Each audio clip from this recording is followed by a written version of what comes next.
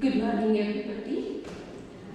I'm very grateful to God for this opportunity to be present here amidst you. And at the outset, I would like to thank our beloved Nicholas Tirumeni, the Diocesan Metropolitan, and the members of the Marth, Mariam, Vanitha, Samajam, Thomas Staten, Thomas Sachin, and all the others who have been instrumental in inviting me to be your speaker today.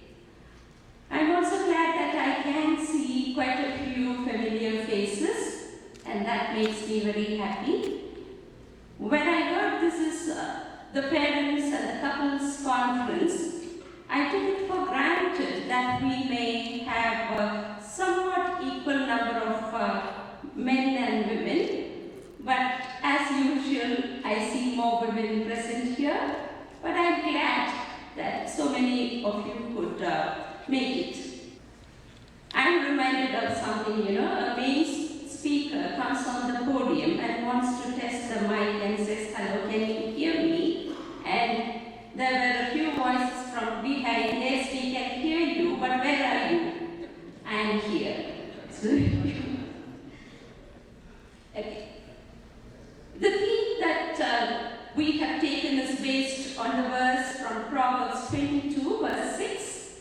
"Teach children how they should live, and they will remember it all their lives." This is the verse that we are going to look at. Teach children how they should live, and they will remember it all their lives.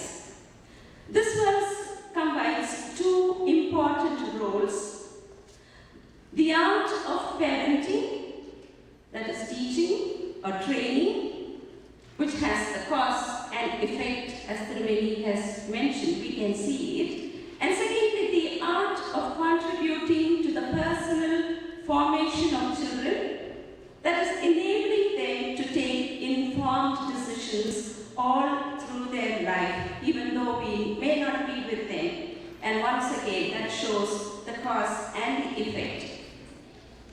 The prerequisite to fulfill both the above mentioned roles is that we be responsible couples and parents.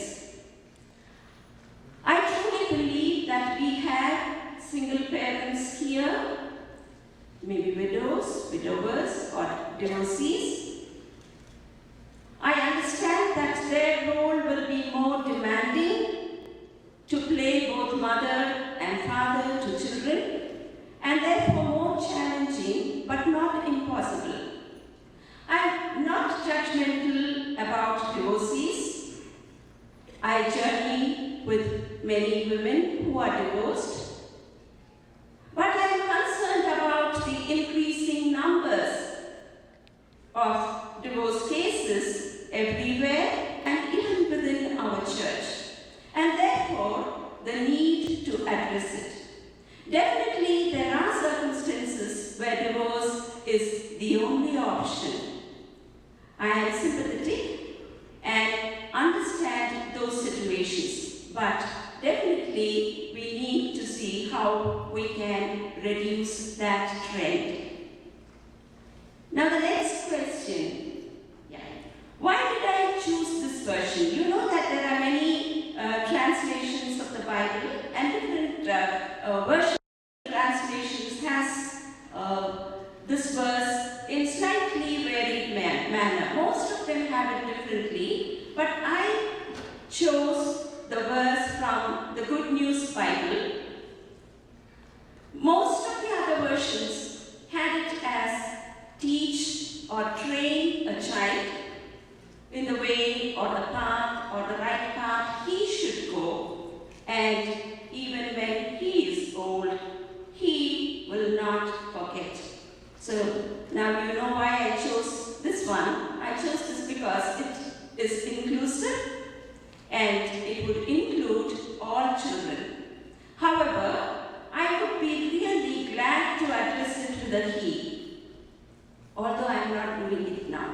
If you need my reason or reasons, please do ask me during the discussion time, and I would like to keep it for a lively discussion. So I do not deal with it now.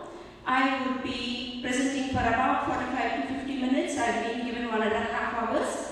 That will be followed by about 15 or 20 minute open floor discussion, and then I will wind it up.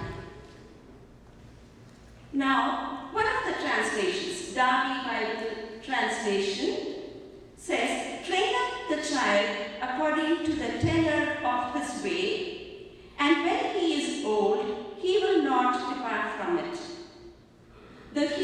In Hebrew, it literally is initiate a child in accordance with his way.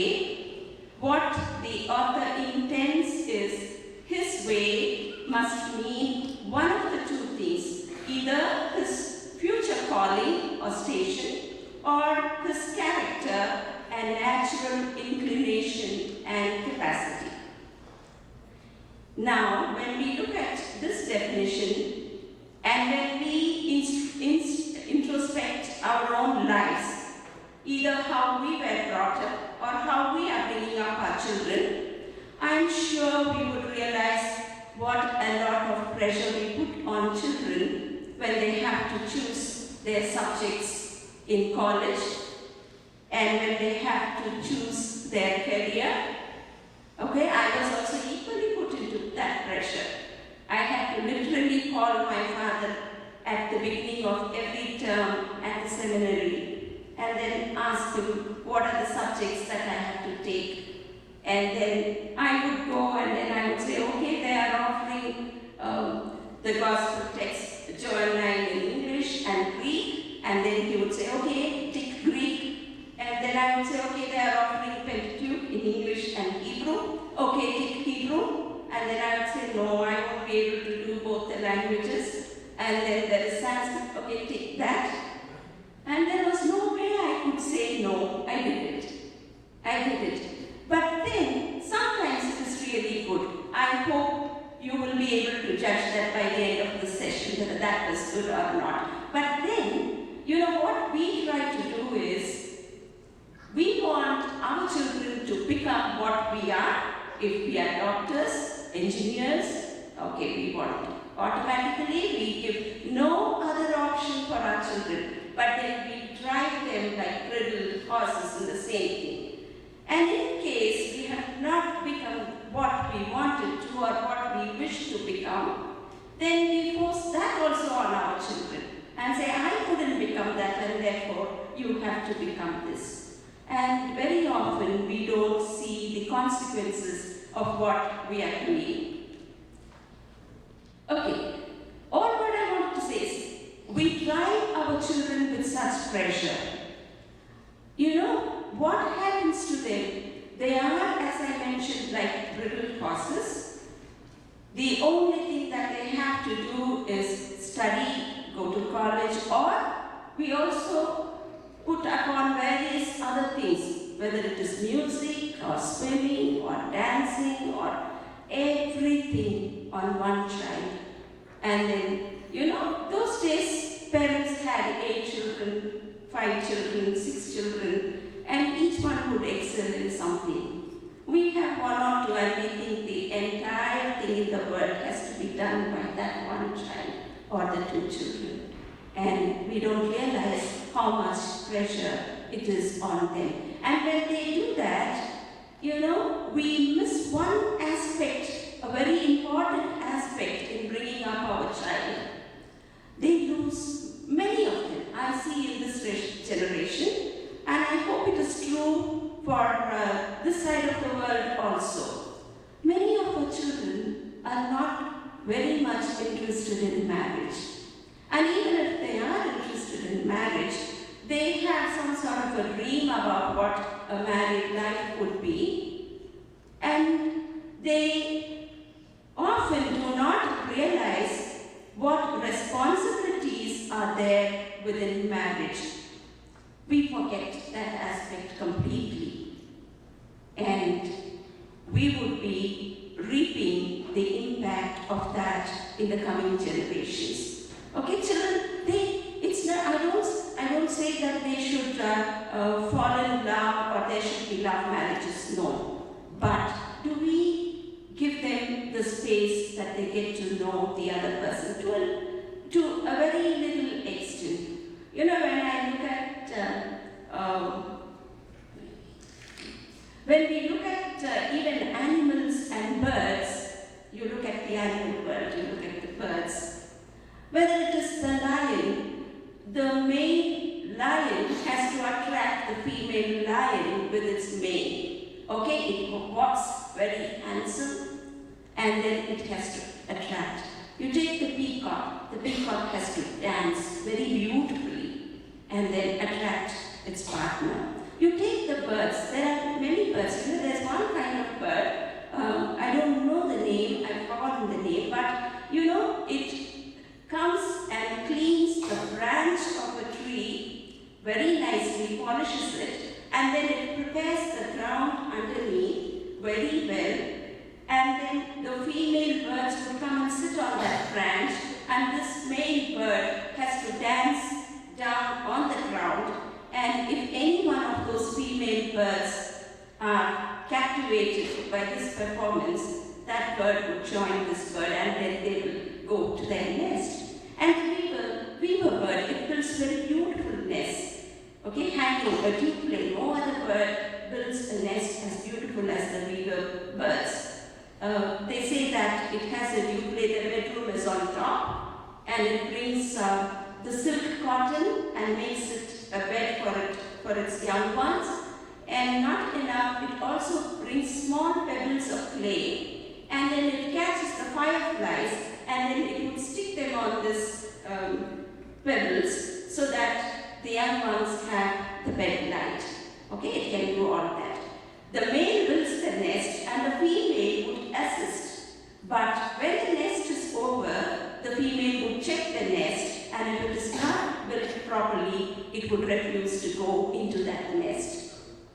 Okay, we take care of everything else, but then we let our children's life goes. And I say this including mine. So whether we lead our children to what they aspire, or do we force things on them? Do we as parents do this, and what is the outcome of that? And now looking at the International Standard Version, it says that train a child in the way appropriate for him or her, and when, I have added that him or her, and when he or she becomes older, then he or she will not turn from it. So this is what we are called to do. Train up a child in the way appropriate for him or her. Every child is a blessing from God. Every child is a gift from God, and every child is a very unique child. And we need to make sure that we bring them up in the way that they need to come. And then I wanted to tell you a story a little before, when I wanted to ask, this is the parents and the couples meet. When Tirumeni asked me yesterday whether I had finished preparing, I said no. And then he said, no, don't worry, you can come and tell your story, and then that should be enough. So I thought I will begin with this story as part of my story. Once there was a king, and the king fell in love with a very beautiful girl. And he tried to approach her, but that girl was not yielding.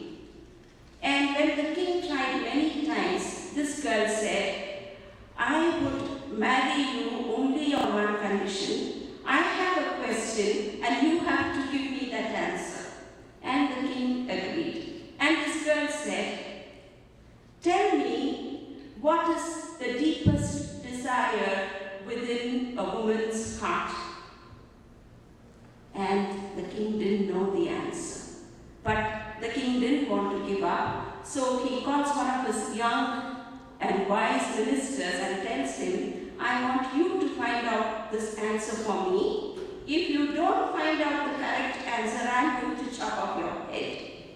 So this young minister doesn't know what to do. He goes everywhere. He doesn't get any answer. And finally he goes, he hunts, and he finds a witch, an old, ugly-looking, wretched, monstrous witch, and then asks her, "Can you please help me?" And she asks, "What?"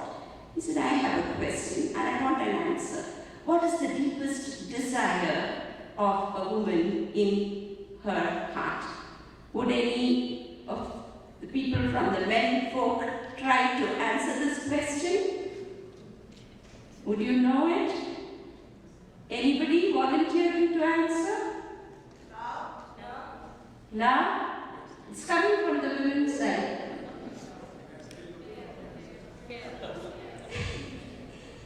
Okay, now I'm not going to say whether it is right or not. Let me continue the story.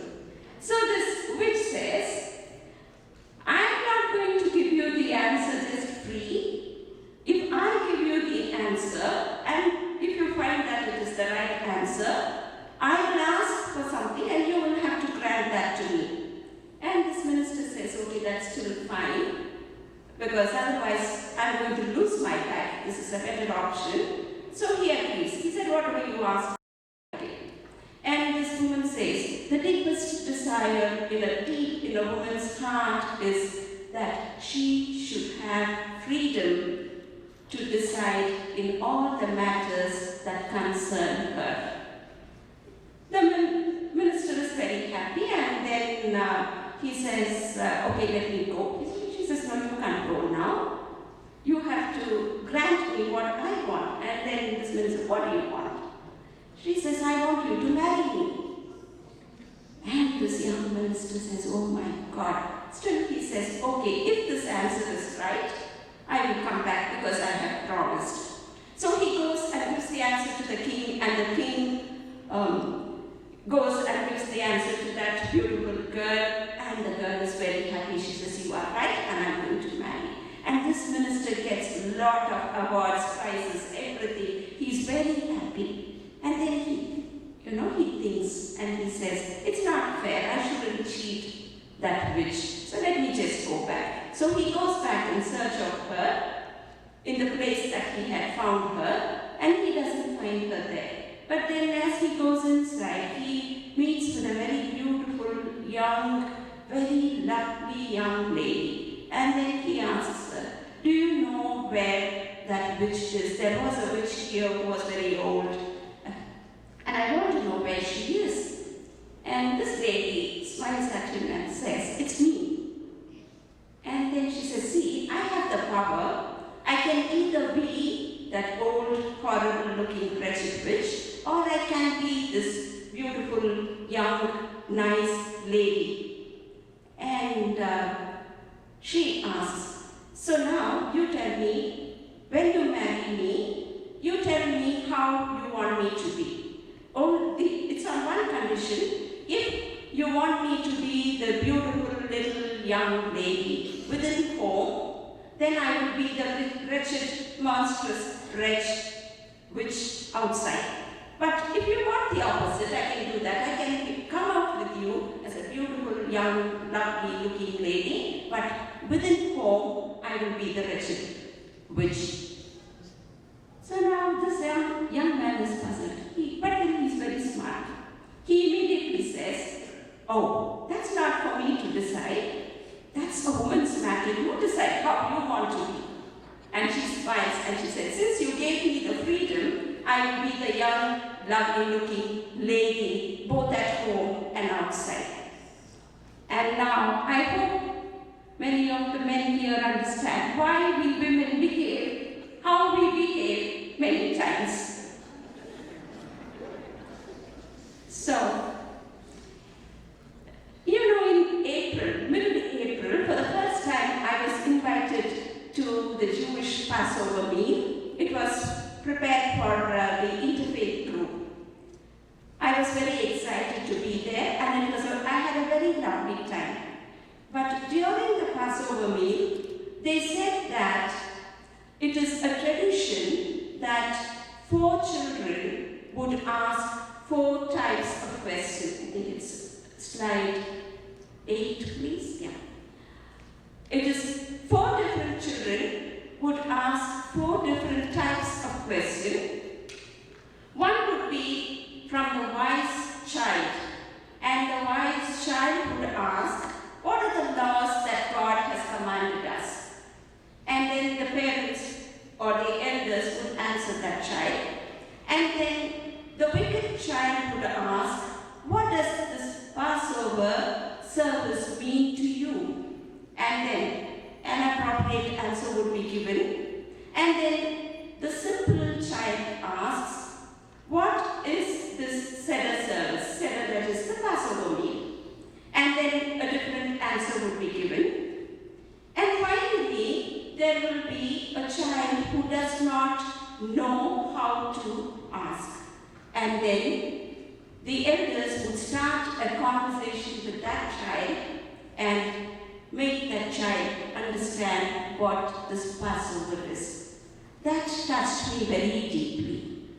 And I thought what the Jewish people are doing once a year is very relevant for us every day in our lives, especially as parents. Because we think one size fits all. Okay, we can be the parents, we can be the rigid or the disciplined or the friendly parents, and we can behave or treat or train up every child in the same manner. But then it doesn't happen. You may say, okay, now that is for parents who have 4 children or 5 children or more children. But then we need to understand that even if we have 1 child or 2 children, we can see all these in our children at different times. Are we able to switch our hats and then able to administer or able to serve or able to bring up our children in the way that we should be? So the same child need not be studious or wise or simple or foolish or in a position where the child is unable to ask us. But can we become appropriate parents to deal with our children, that we give them the best that they need? That is the question. So I think we can pass on with slide 9 also. So I come back to the important words from this Bible, from this verse. Teach, train a child the way or the path or the right path or the tenor of his way. Even when he is old, it says he will not depart. That is, a child, when it's brought in the proper way, it will never depart. And what is this way?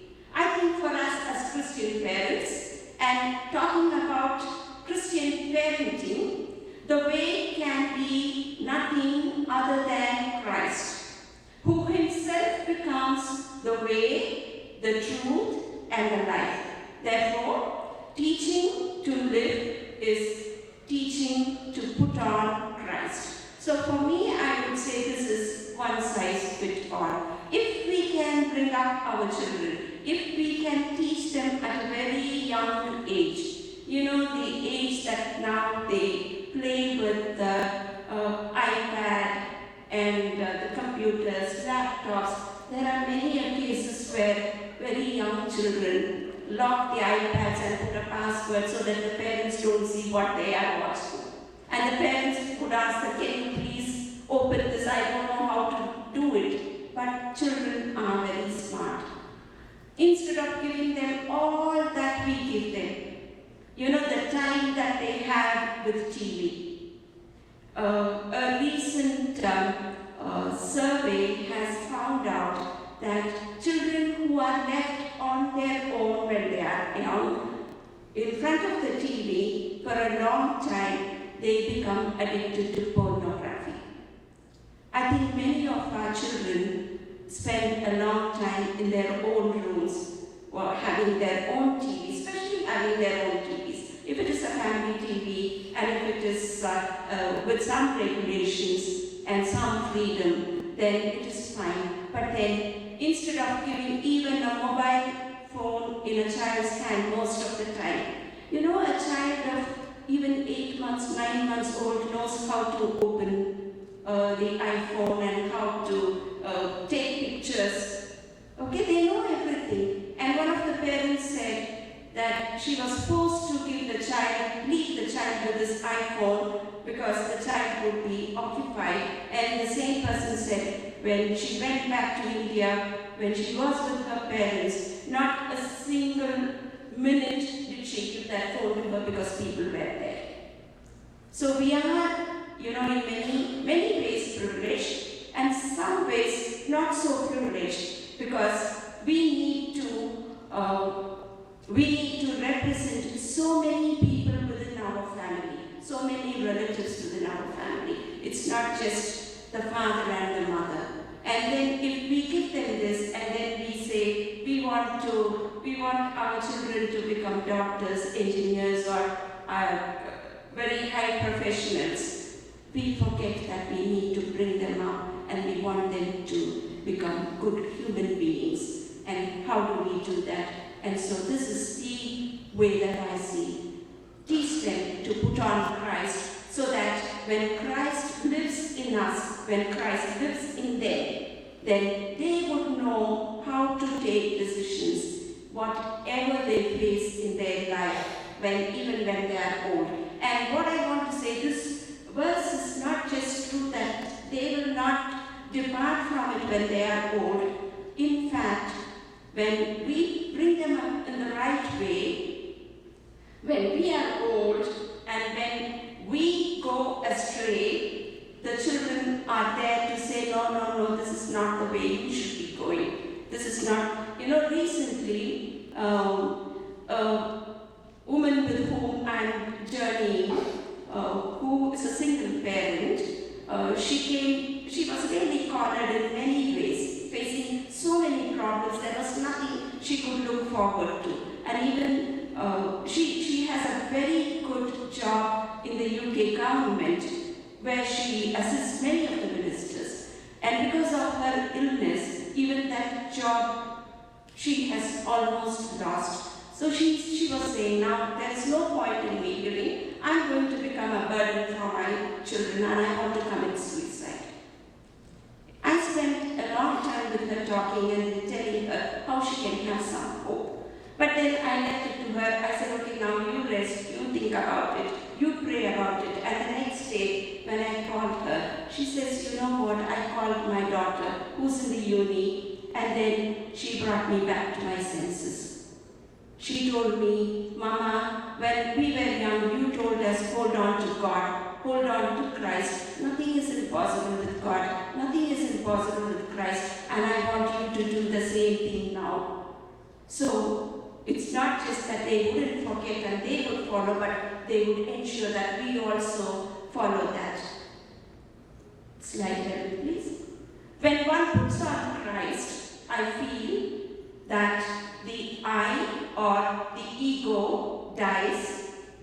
I often feel that ego is wrongly spelled and should be I-G-O and not E-G-O.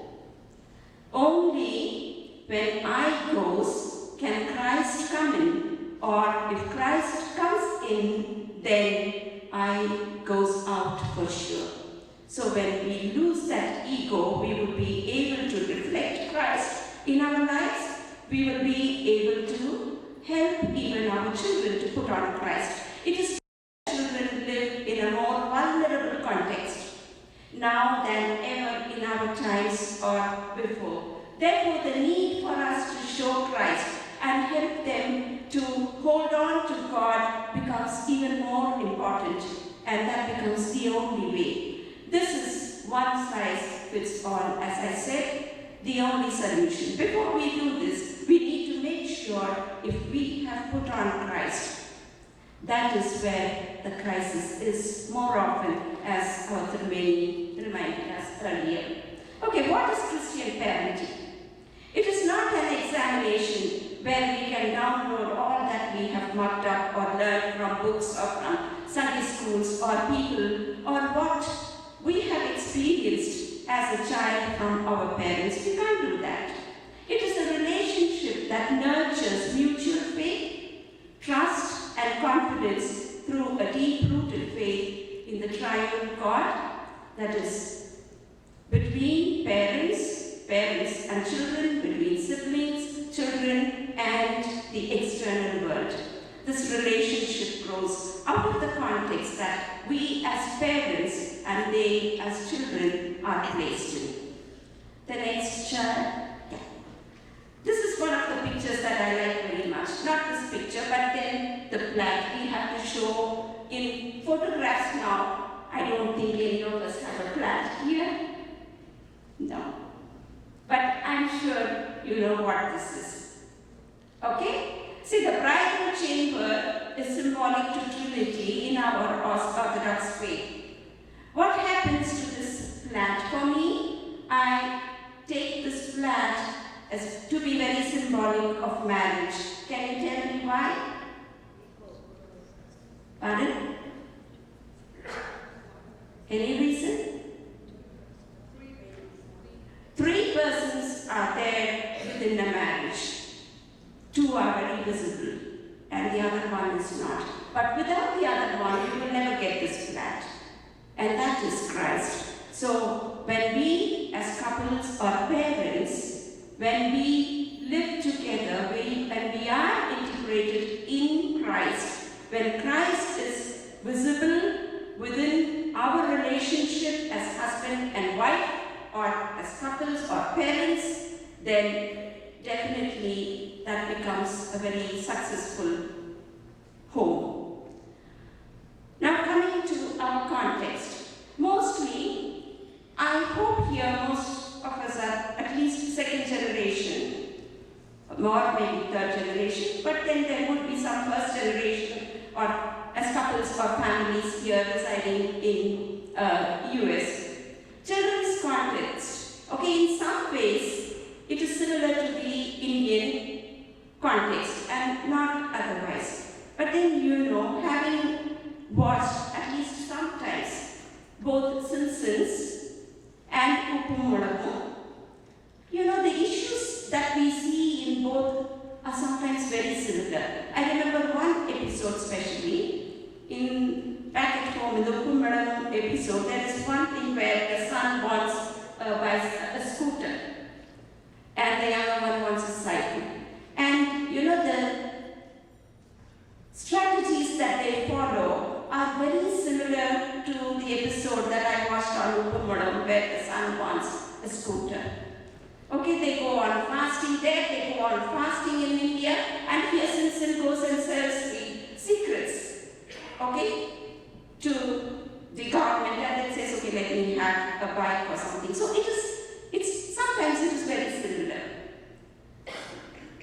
I'm sure we should thank God because we are a very privileged group in all sense, I should say, whether socially, economically, religiously, or culturally, we are all placed in very good status within the society. Yet, we are worried about our children. Why? In the ethics class, there's one class where we teach about the off-stage and on-stage. Whatever profession you are, there will be a time when you have to put on the on-stage cap and then you put on your off-stage cap. For example, if it is a doctor, when the doctor is visiting the patient or is doing a surgery, definitely the doctor has to put on the on-stage cap. And the doctor has to be very formal. Every word that comes out should be carefully spoken. But then when he or she comes out of the room, and when she talks to the nurses or colleagues, they could use another cap and then be a little more relaxed, which they cannot be there. And it happens even in the flight. You look at the air hostess or the air host. They have to put on a smile. But the moment they are off the flight, you shouldn't expect them to smile when you see them when you are collecting your baggage. okay, because that's off stage. They may smile, but that's a very difficult job to put on that smile for so many hours. And then, so everything, whether it's an action or a Romani or anybody, any of our professions. Here I am with an on-stage cap, but the moment I stepped out and come and sit there, I wouldn't be wearing that one. I would be more relaxed. But then what happens to our children? Okay, usually when we come back home, we are off stage. Do you think our children can be relaxed and have that off-stage time? Do you think so? I don't think so. Because when they are in the university, they have to put on a cap, whether it's the language or what they speak or what they eat or how they mingle, how they interact. And then when they come back home also, they have to put on a hat. Because I don't think they would really feel very much at home with the language and with all the things that the parents expect of them and the pressures that we put on children as parents. I think we need to think deep within us how our children are at home. Or they may be happy to be in their own rooms, to do what they like, and then probably come and have the meals when they are called, or a little bit of family time.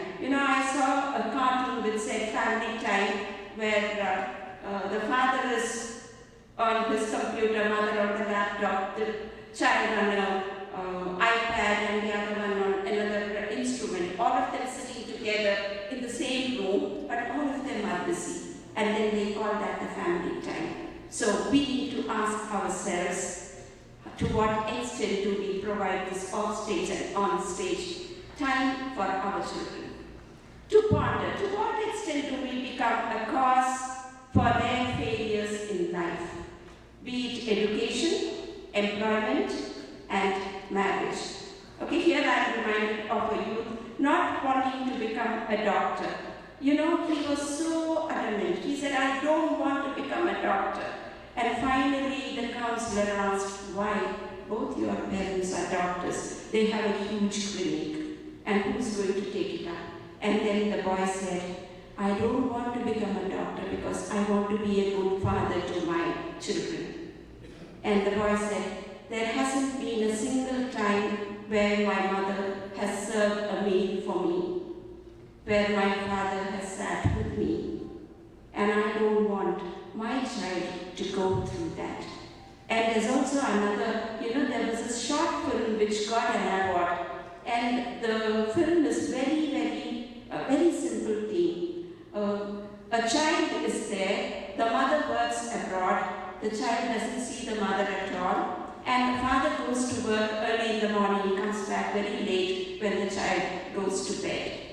And the child would ask the maid every time, when will my father come? And then the maid would say, you have your dinner and go. When you sleep, your father will come. And then when the child is up, before going to work, the child would ask, when did my father go? And the maid would say, your father went when you were sleeping. And one day, being Hindus, they had a ceremony in memory of the father of her father, that's the grandfather, and she saw the photograph, the picture being kept and a garland being put.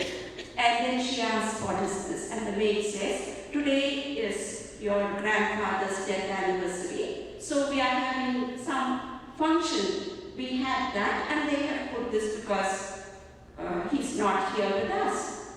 So the child would run to the bedroom, get the photo of the father, bring it on the table, and put a garland, and then the maid is shocked. She says, what? No, but he's also not with us, no? So we will put the garland for this.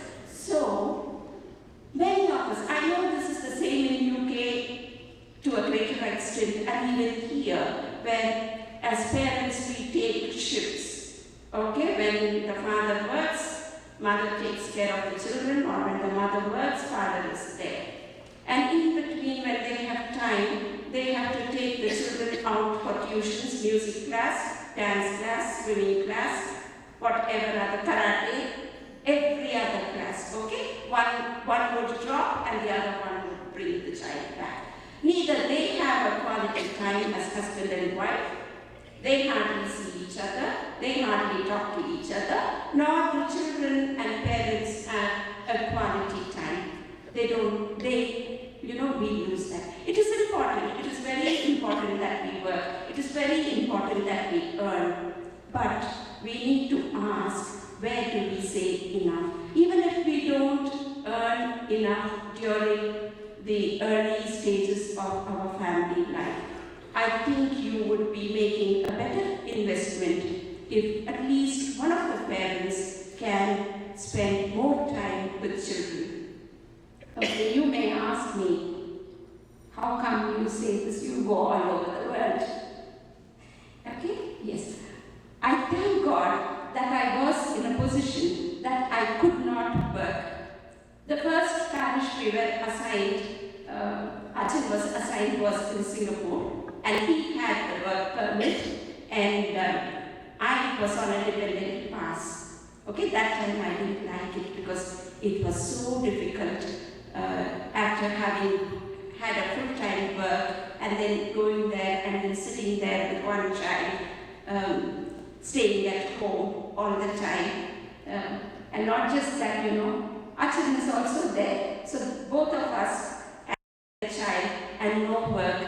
I was like fish out of water. But then soon we had our next child, and the 4 years that we were there, when I could not work, I could give a quality time for my children. And I deeply thank God for that. Okay, I did it because there was no other option. But then, when I look back, I thank God for that.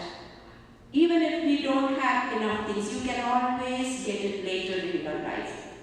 When my younger one, started going for half a day school, I worked half a day. And then when she started full day, I started full day job. It's just at least those 4 or 5 years to train up the child in the way the child should go. Nothing else can do that except the time you spend. You don't give them anything else. Give them your hand, give them your time, be with them, observe them, even as they come back from school. You will know. The child that goes to school in the morning is not the same child that returns back home in the evening. And as a mother, as a father, we should be able to find out what has happened and then be with them, play with them. It's, we are forced to do that because we are here as parents. We don't have a wider family support. In there, we would have uncles, we would have cousins to play, everybody, and then we could be the strict disciplinarians, and then we could, play that role. But when we are this nuclear family, you have to be the friends for your children. You have to be, for example, I remember when, I am sure most of you will be doing this. I wanted to say right at the beginning, I don't stand here as an expert at all. Each one of you have your own ways, and each one of us have unique ways of parenting. And you are the best parent because you know your child much better than anybody else. And it's just that I'm triggering your thoughts for you to think about it, for you to share about it, and for us to mutually enrich each other. So, when every day when she comes back from school, if she's the teacher, I had to be the student. If she was the doctor, I had to be the patient. And it went on like that. So spend quality time with them. No, nothing can match your presence, your time, and your very, very quality time with the children. The next. Okay. Now, I have already told you about this beaver bird and the peacock. And the question I have is, how do we make life more meaningful for our children? How should we do that? Many of our children, as I mentioned, they put marriage in the back burners. They put marriage in the back burners. They don't think about it. And we educate them. They can earn very well. But one thing again I want to say is, I compare money with slippers. You may ask me why. Okay? Both money and slippers have the same quality. If you wear a 1 or 2 size bigger slippers, what happens? What would happen? We usually see children walking in their parents' slippers and shoes. What happens? Are they comfortable? What happens? They trip and fall. Okay, what happens if you try to get into a shoes or slippers which is 1 size smaller than yours? Pinches. Okay, that is what happens with money. If you have excess, it can make you trip. Only to some extent money can protect us. If you have more, you will have to protect money. You will have to think of ways and means that you can protect your treasure or wealth. It will not be able to protect you. So we need to prioritize and see what is best for our children and what should be the choice. What should they choose? When I mentioned about the increasing divorce cases, there were days when doctors and engineers were married to just graduate degree holder. You look at their marriages, they are all blessed. But now we want equal things everywhere. Equal, if they are doctors, if both are doctors, the male doctor should earn more than the female, even if they've had the same qualification and the same experience. Okay, we look for the family status, we look for the salary, we look for the profession, we look for everything, but we let go of the fact whether the two can live together. When the two, when they are highly qualified and when they both are in highly stressful jobs, it is difficult for them to come back home and then to share each other's unfortunate things over the day, or what has caused tension, what has caused the stress. But when it is balanced, when one person can have more time so that one can receive the other, it can be that both can be working, both can be professionals, but can they give the quality time to embrace each other in a manner that one can impart the best to the other. So we need to think about that. Okay, now the next one. I'm going to end soon. Okay, one popular word among the children. It's already come before that. Okay, do you know what is that? Children, we hear children saying this often. One word that you can hear from children. Can you guess? Boring. Okay?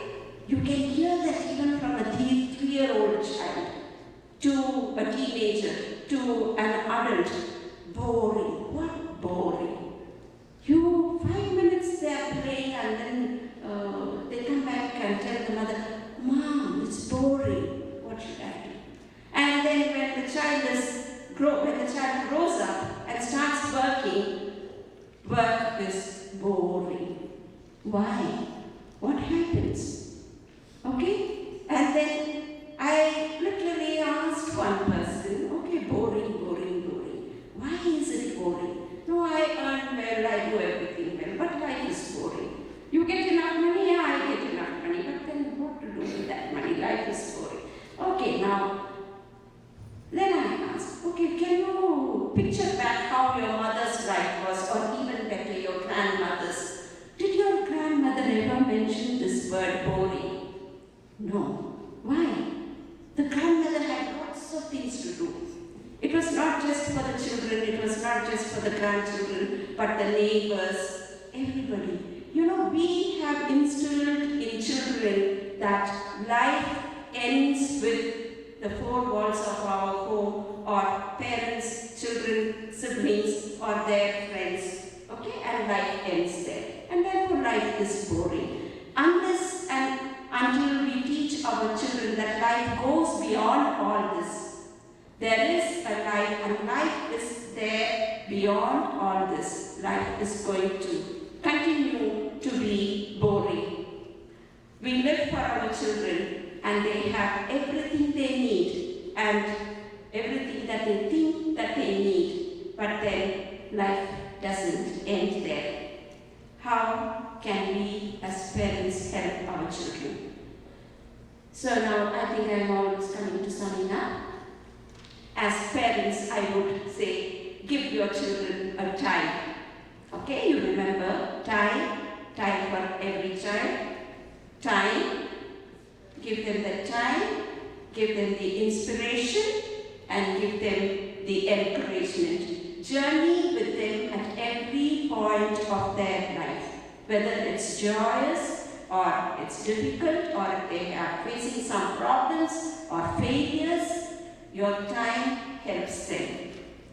And then, important for building understanding is important than finding solutions. So just remember that understanding your child is important than finding a solution. They don't look for solution. Even we as husband and wife, when we relate with each other, many a times we don't look for solutions. What we want is an understanding person. And then assess and address conflicts from a better or from a different perspective. Make peace. Make peace with yourself. And then if you do not want to go out and make peace with others, you have to war within yourself. Remember that. Now I would rush a bit now. Key skills of understanding. I would say first one, pre-skill. Pre-skill is the first key skill for understanding. Pre-skill for understanding is acknowledge the conflict or the problem and focus on conversation method. Talk it out.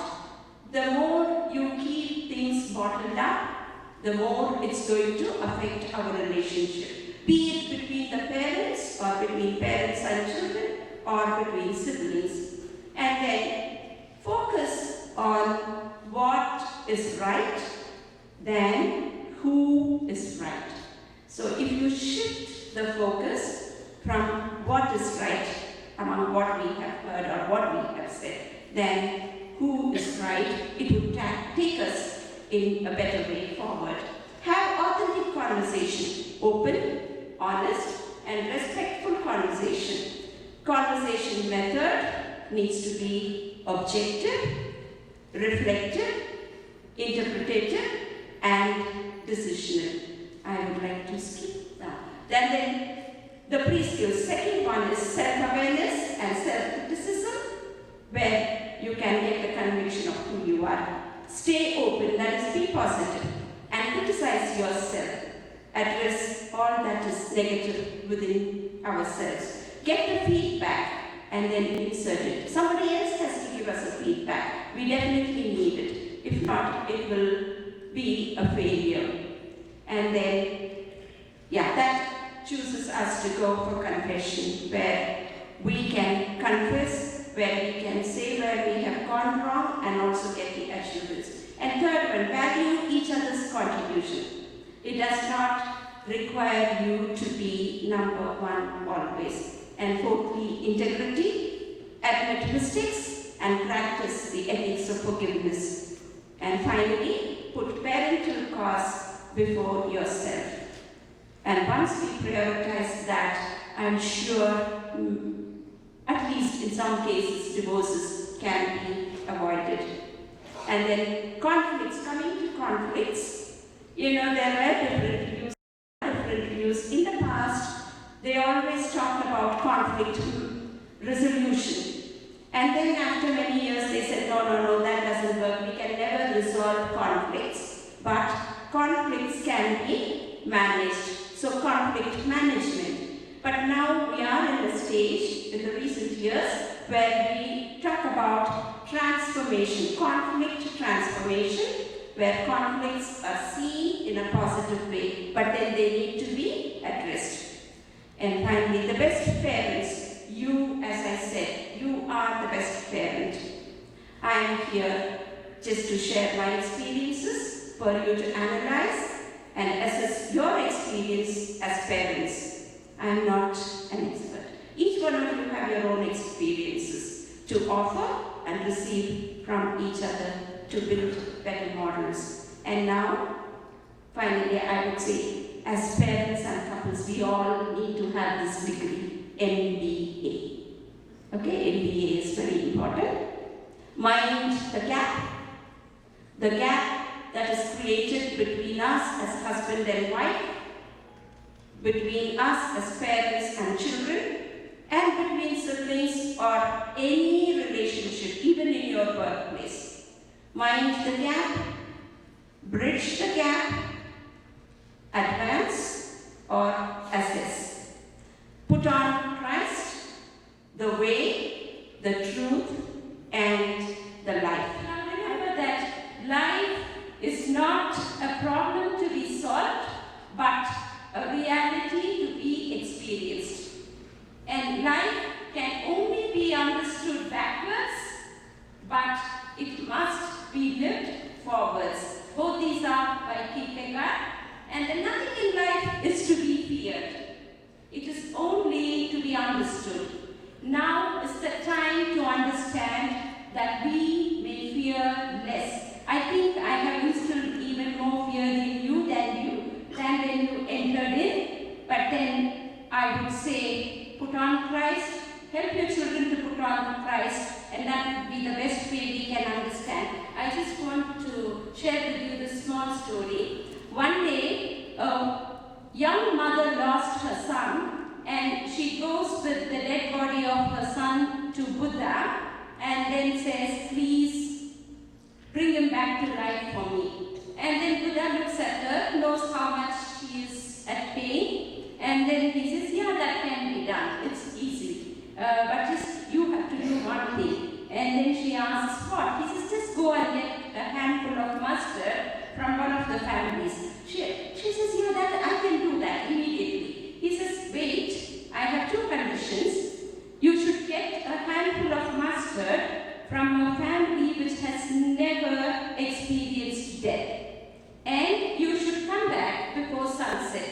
And this lady runs from house to house asking, can I have a handful of, oh yes. And has anybody died? And, oh yeah, 6 months ago my father died, 3 months ago my mother died, my sister died, father-in-law died, son died, daughter died, baby died. And finally the sun sets and then she comes back to Buddha. But when she comes back, it's, she comes with a glow on her face, very frightened, and then she smiles and then she says, I have understood what life is. So you don't have to bring my son back to life. So remember, everything that we are afraid of, we only need to understand, and that would take us through. But always we have to look backwards and then live forwards. Understanding is important than finding solutions. It is the process and not the contents. Train up a child according to his or her attitude and interests in relation to education, employment, and then be mindful of your children's likes and dislikes in selecting a marriage partner. And now, to finish with marriage as a thread. There's a story. One girl wanted to break her marriage and then said, okay, I'm going away, walking out of my marriage. And then she tells the old lady as she goes out, you got me married, I can't live with this man, and I'm going. And the old woman says, come, before you go, just help me to break this thread. And she throws a ball of thread and then asks her to catch one end, and she holds the other one. And each time this girl tries to pull, and this old lady will just let it go loose, So, and then this girl gets angry and says, what is this, auntie? If you go on letting it loose, how can I break it? And then the old auntie would say, this is what marriage is. Marriage is give and take. If both of you pull at the same time, then it's going to break. But if one of you, even if you take turns, if you just let the thread loose, then you can keep your marriage very successful and intact. So, give and take and understand the other from their perspective, and then create new models to become responsible couples and parents. And finally, teach children how they should live, and they will remember it all their lives. Remember the double role of training and enabling children requires being responsible couples and parents. Christ is the way, the truth, and life. Remember the plat and the time. Thank you.